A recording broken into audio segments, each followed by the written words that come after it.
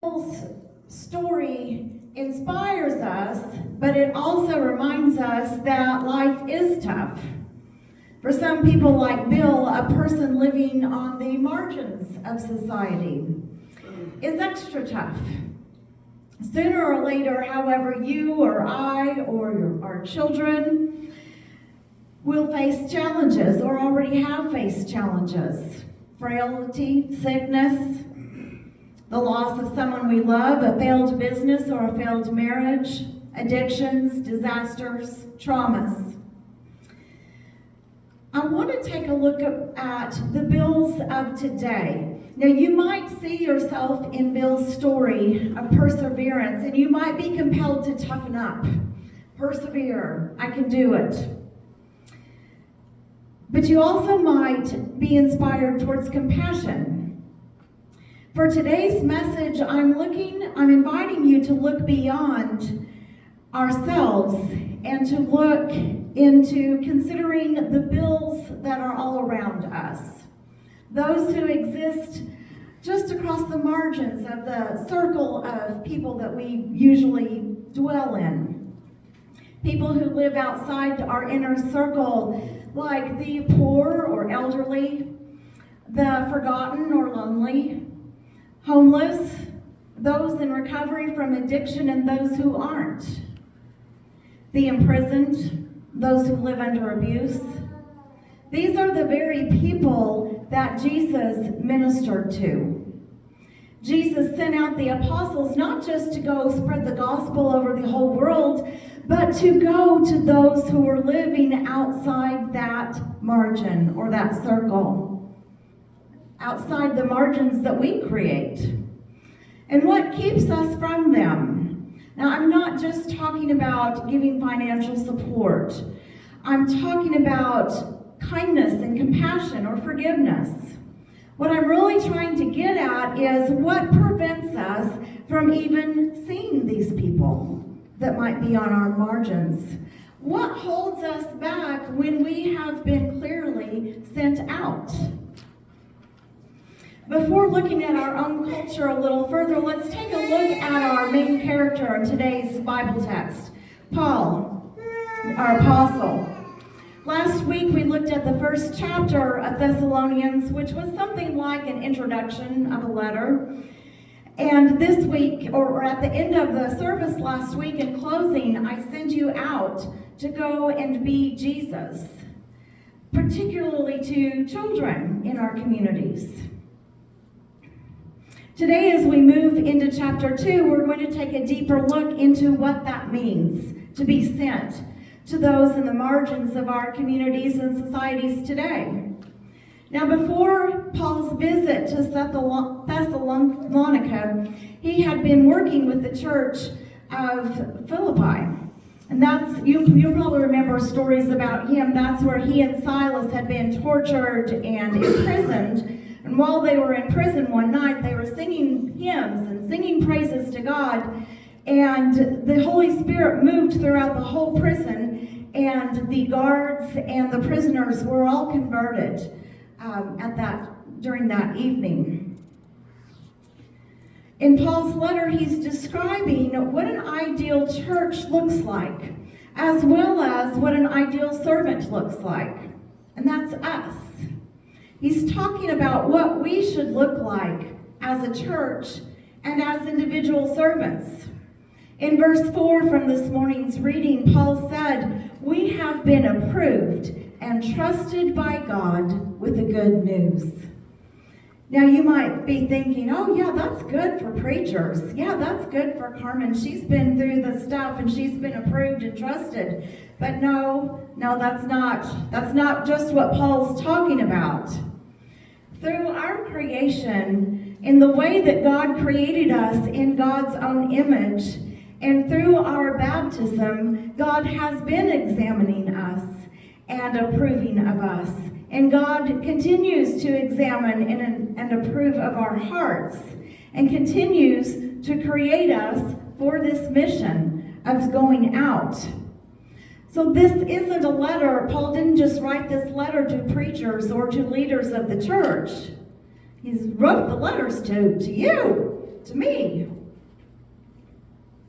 Knowing that we've been examined and trusted, it's a little bit of a heavy burden, right? I'm like, oh man, who is he talking about? Me? Yes, it's you.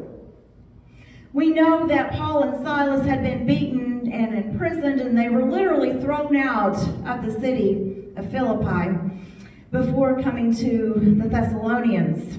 But suffering did not make Paul and Silas bitter. It made them better. He was better equipped to proclaim the gospel, and our suffering makes us better. It broadens our scope of what we can see and who we can minister to. A lot of modern Christianity focuses on the glory of servanthood instead of the gory reality of suffering as a Christian. And we all do suffer in some ways. Some of us suffer more than others. But we persevere in this life on earth for what is to come and for who paradise is available to. It's not just for us who sit in the pews. It's for everyone that can come, that will come. How many of you have ever donated your time or your resources to what you thought was a good cause, and then you felt a little foolish or like you'd been taken advantage of?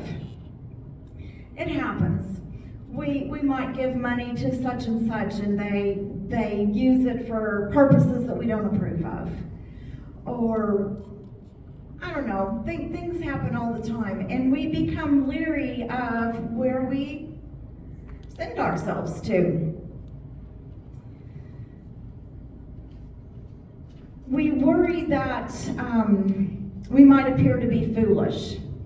And yeah, that sometimes happens. I was recently visiting with some other Christians, and I don't even know how the topic came up, but we were talking about homeless people in Oklahoma City. Coming from Oklahoma City, I have a different perspective because I've stepped across that margin a little bit. When COVID came up in Oklahoma City, I noticed that the homeless tents went up like crazy. The homeless population really increased during COVID. And there was a woman about my age who obviously was living a very hard life, much harder than anything I have done. And she would come into our church on Sunday mornings to worship. And I became acquainted with her, and I started to learn things that I never knew about. One time I asked her, well, where do you sleep at night? And she got really defensive, and she was like, why are you asking me that? What do you want to know? What do you want? What are you going to do? What do you want from me?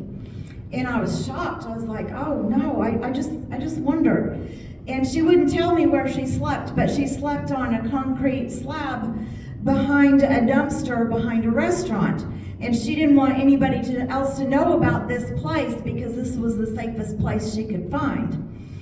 So I got familiar with her cycles of desperation and how it looked impossible to get out of.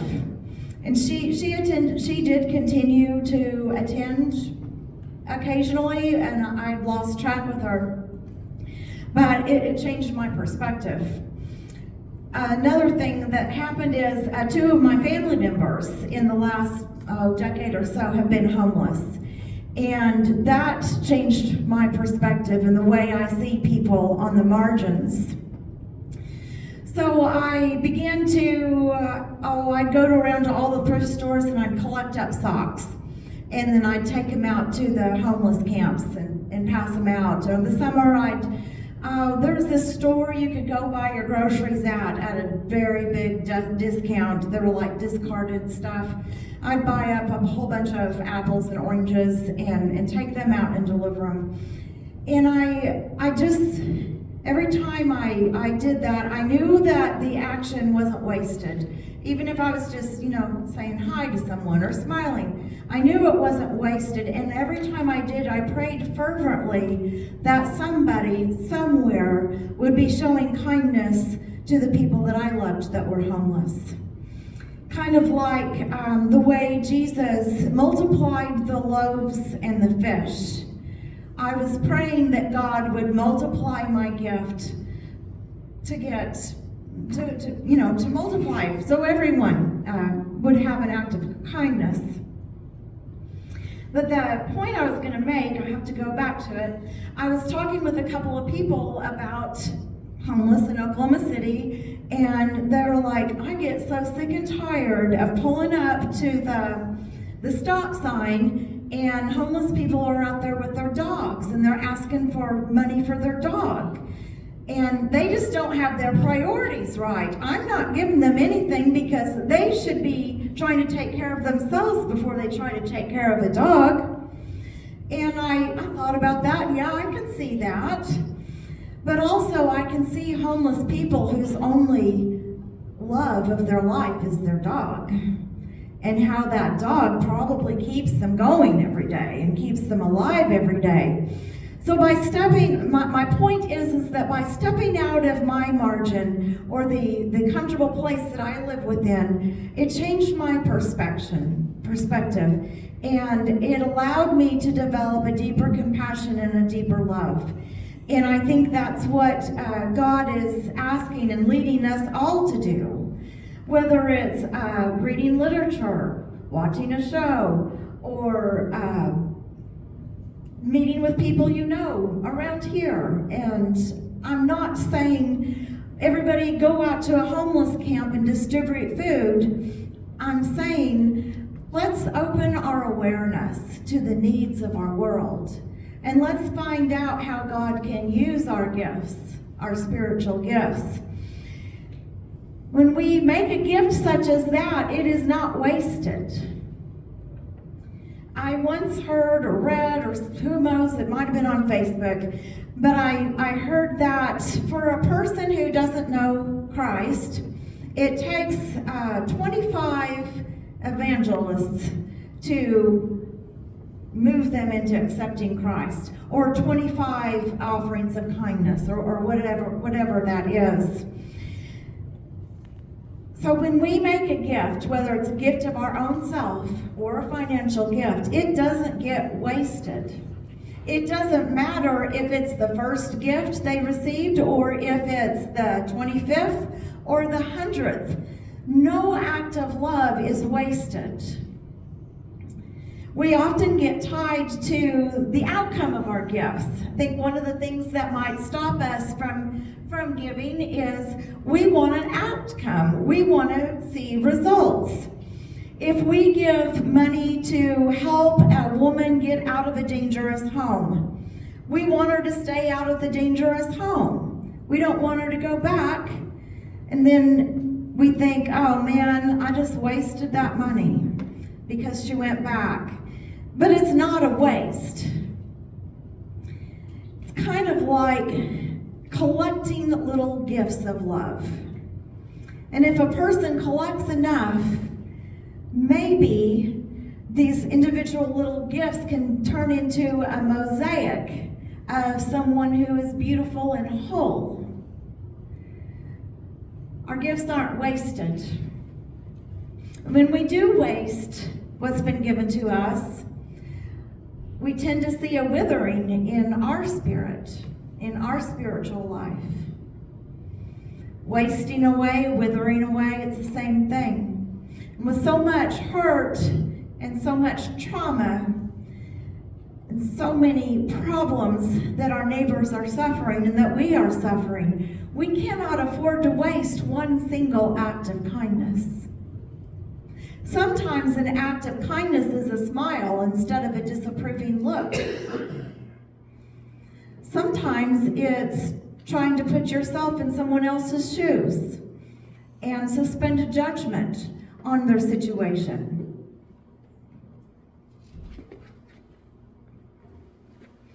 What fears come to us or cause us to waste away our spiritual gifts for ministry? We have the fear of unknown. It's probably the most familiar. We're afraid of things we don't know about. It's out of our comfort zone. Sometimes we fear the financial cost of giving away what we have. or we fear that our gift will be wasted and meaningless.